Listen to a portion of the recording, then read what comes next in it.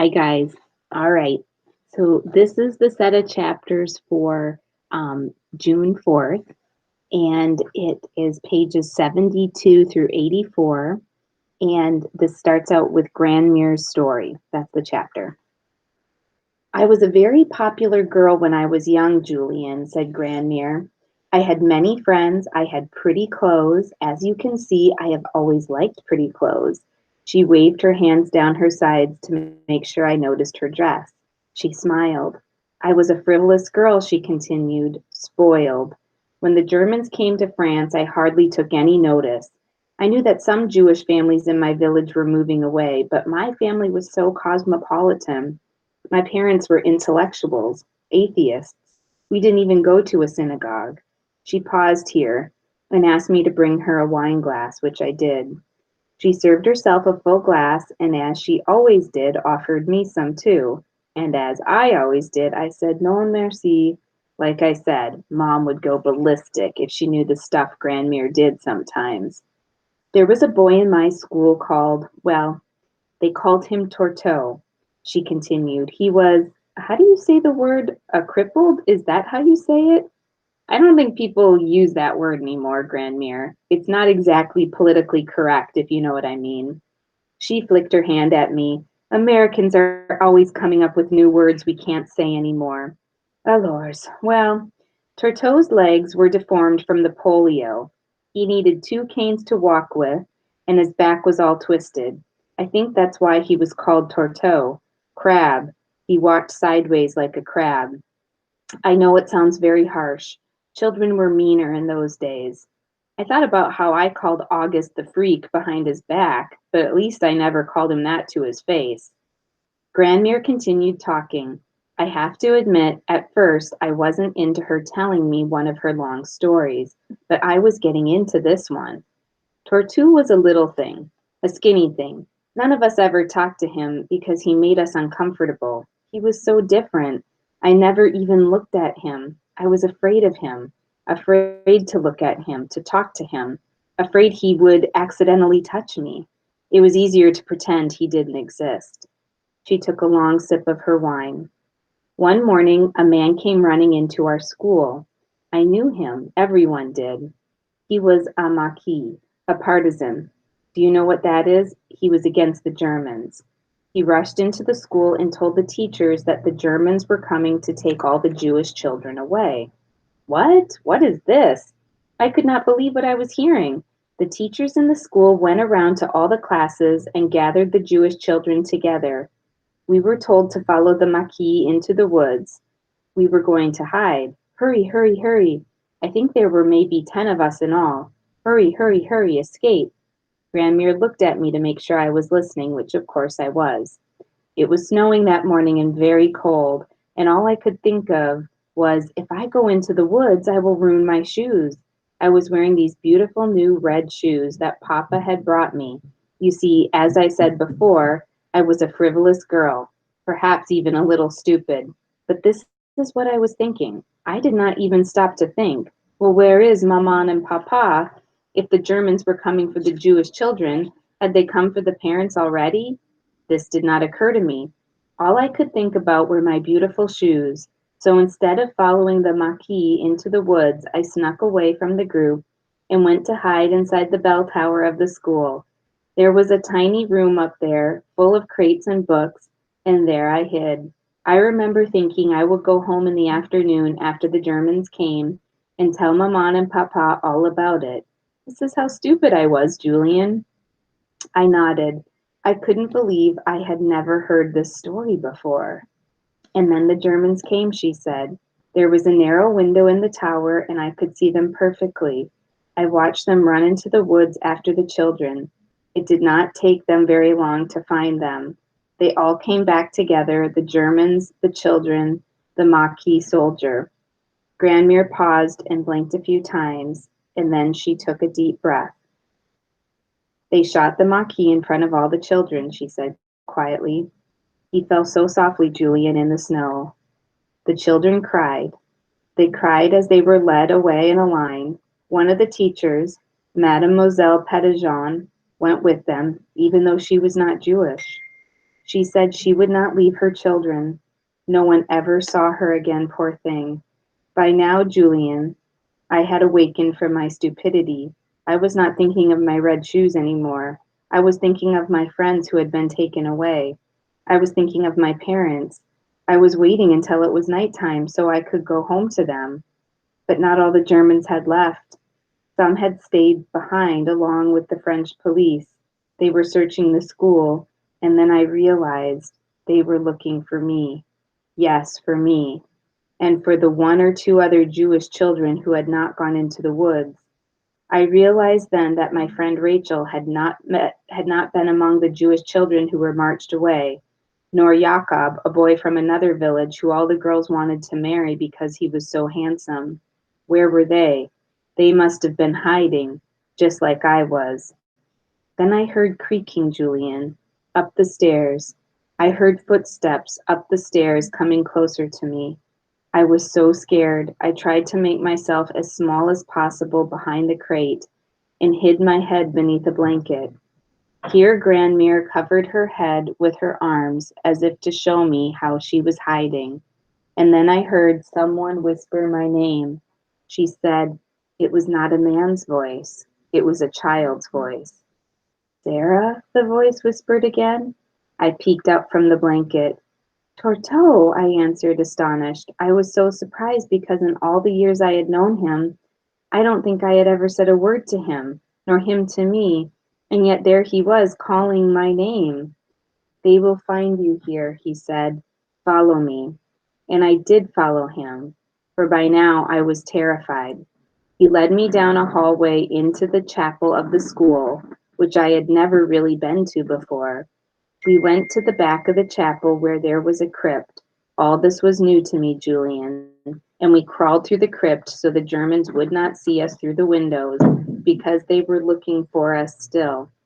I heard, when they had found Rachel, I heard her screaming in the courtyard as they took her away. Poor Rachel. Torto took me down to the basement beneath the crypt. There must have been 100 steps at least. These were not easy for Torto, as you can imagine, with his terrible limp and his two canes, but he hopped down the steps two at a time, looking behind him to make sure I was following. Finally, we arrived at a passage. It was so narrow we had to walk sideways to get through, and then we were in the sewers, Julian. Can you imagine? I knew instantly because of the smell, of course. We were knee-deep in refuse. You can imagine the smell. So much for my red shoes. We walked all night. I was so cold, Julian. Torto was such a kind boy, though. He gave me his coat to wear. It was, to this day, the most noble act anyone has ever done for me. He was freezing too, but he gave me his coat. I was so ashamed for the way I had treated him. Oh, Julian, I was so ashamed. She covered her mouth with her fingers and swallowed, when she finished the glass of wine and poured herself another. The sewers led to Danvillier, a small village about 15 kilometers away from Aubervilliers. Maman and Papa had always avoided this town because of the smell. The sewers from Paris drained onto the farmland there. We wouldn't even eat apples grown in Danvillier, but it's where Torto lived. He took me to his house, and we cleaned ourselves by the well. Then Torto brought me to the barn behind his house. He wrapped me up in a horse blanket and told me to wait. He was going to get his parents. No, I pleaded, please don't tell them. I was so frightened. I wondered if, when they saw me, they would call the Germans. You know, I had never met them before. But Torto left, and a few minutes later he returned with his parents. They looked at me. I must have seemed quite pathetic there, all wet and shivering. The mother, Vivian, put her arm around me to comfort me. Oh, Julian, that hug was the warmest hug I have ever felt.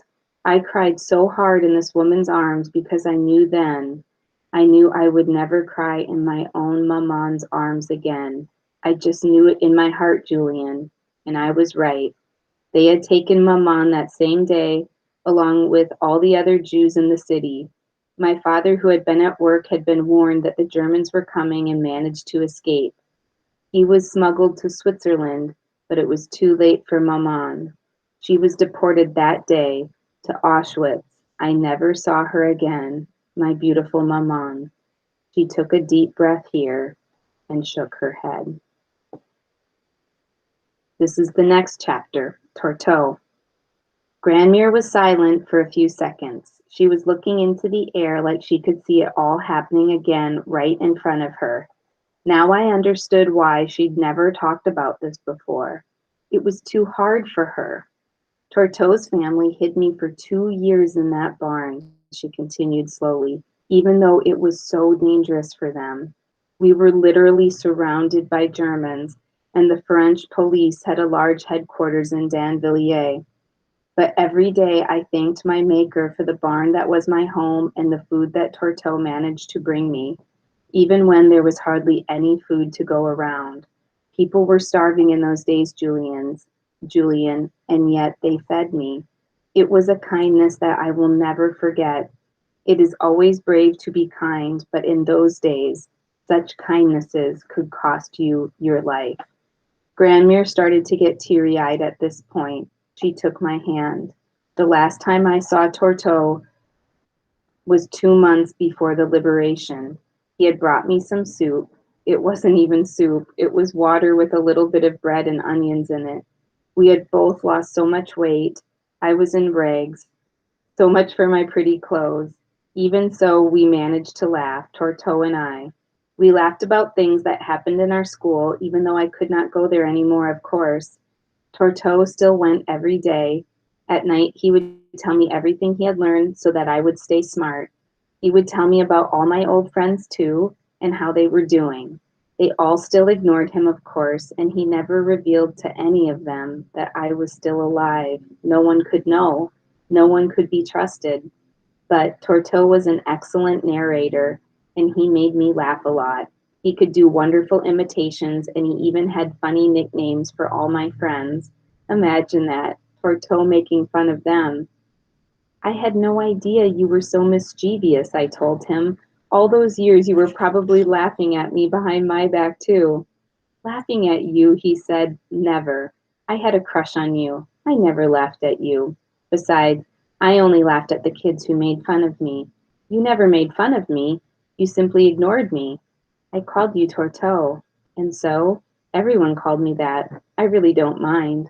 I like crabs. Oh, Torto, I am so ashamed, I answered. And I remember I covered my face with both my hands. At this point, Grandmere covered her face with her hands. Although her fingers were bent with arthritis now and I could see her veins, I pictured her young hands covering her young face so many years ago. Torto took my hands with his own hands, she continued, slowly removing her hands from her face. And he held my hands for a few seconds. I was 14 years old then, and I had never kissed a boy, but he kissed me that day, Julian. Grandmere closed her eyes. She took a deep breath. After he kissed me, I said to him, I don't want to call you Torto anymore. What is your name? Grandmere opened her eyes and looked at me. Can you guess what he said? She asked. I raised my eyebrows as if to say, no, how would I know? Then she closed her eyes again and smiled. He said, my name is Julian. So this chapter is called Julian. Oh my God, I cried. That's why you named Dad Julian? Even though everyone calls him Jules, that was his name. Oui, she said, nodding. And I'm named after Dad. So I'm named after this kid. That is so cool. She smiled and ran her fingers through my hair, but she didn't say anything. Then I remembered her saying, the last time I saw Torto. So what happened to him, I asked, to Julian? Almost instantaneously, tears rolled down Grandmere's cheeks. The Germans took him that same day. He was on his way to school. They were making another sweep of the village that morning. By now, Germany was losing the war, and they knew it. But he wasn't even Jewish. They took him because he was crippled, she said between sobs. I'm sorry, I know you told me that word is a bad word, but I don't know another word in English. He was an invalide. That is the word in French. and that is why they took him. He was not perfect. She practically spat out the word. They took all the imperfects from the village that day. It was a purge. The gypsies, the shoemaker's son who was simple, and Julian, my Torto. They put him in a cart with the others, and then he was put on a train to Drancy, and from there to Auschwitz like my mother. We heard later from someone who saw him there that they sent him to the gas chambers right away. Just like that, proof he was gone. My savior, my little Julian. She stopped to wipe her eyes with a handkerchief and then drank the rest of the wine. My parents were devastated, of course. Or his parents were devastated, of course. Mrs. Beaumier and Mr. Beaumier, she continued. We didn't find out he was dead until after the liberation, but we knew. We knew. She dabbed her eyes. I lived with them for another year after the war. They treated me like a daughter. They were the ones who helped track down Papa, although it took some time to find him. So much chaos in those days. When Papa finally was able to return to Paris, I went to live with him, but I always visited the Beaumiers. Even when they were very old, I never forgot the kindness they showed me. She sighed. She had finished her story. Grandmere, I said after a few minutes, that's like the saddest thing I've ever heard. I didn't even know you were in the war. I mean, Dad's never talked about any of this. She shrugged. I think it's very possible that I never told your father this story. I don't like to talk about sad things, you know. In some ways, I am still the frivolous girl I used to be. But when I heard you talking about that little boy in your school, I could not help but think of Torto and how afraid I had once been of him and how badly we had treated him because of his deformity. Those children had been so mean to him, Julian. It breaks my heart to think of it. When she said that, I don't know, something just really broke inside of me, completely unexpected. I looked down, and all of a sudden, I started to cry. And when I say I started to cry, I don't mean a few tears rolling down my cheeks. I mean like full-scale, snot-filled crying. Julian, she said softly. I shook my head and covered my face with my hands. I was terrible, Grandmere, I whispered. I was so mean to Augie. I'm so sorry, Grandmere. Julian, she said again, look at me. No, look at me, mon cher. She took my face in her hands and forced me to look at her. I felt so embarrassed, I really couldn't look her in the eyes. Suddenly that word that Mr. Tushman had used, that word that everyone kept trying to force on me, came to me like a shout. Remorse. Yeah, there it was. That word in all its glory. Remorse.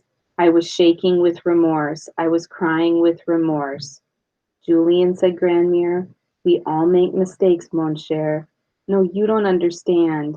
It wasn't just one mistake. I was those kids who were mean to Torto. I was the bully, Grandmere. It was me. She nodded. I called him a freak. I laughed behind his back. I left mean notes, I screamed. Mom kept making excuses for why I did that stuff, but there wasn't any excuse. I just did it, and I don't even know why. I don't even know. I was crying so hard I couldn't even speak. Grandmere stroked my head and hugged me. Julian, she said softly, you are so young. The things you did, you know they were not right, but that does not mean you are not capable of doing right. It only means that you choose to do wrong. That is what I mean when I say you made a mistake. It was the same with me. I made a mistake with Torto. But the good thing about life, Julian, she continued, is that we can fix our mistakes sometimes. We learn from them. We get better. I never made a mistake like the one I made with Torto again, not with anyone in my life, and I have had a very, very long life. You will learn from your mistake too. You must promise yourself that you will never behave like that with anyone else again. One mistake does not define you, Julian. Do you understand me? You must simply act better next time. I nodded, but I still cried for a long, long time after that. Okay, I'm going to stop there. Wow.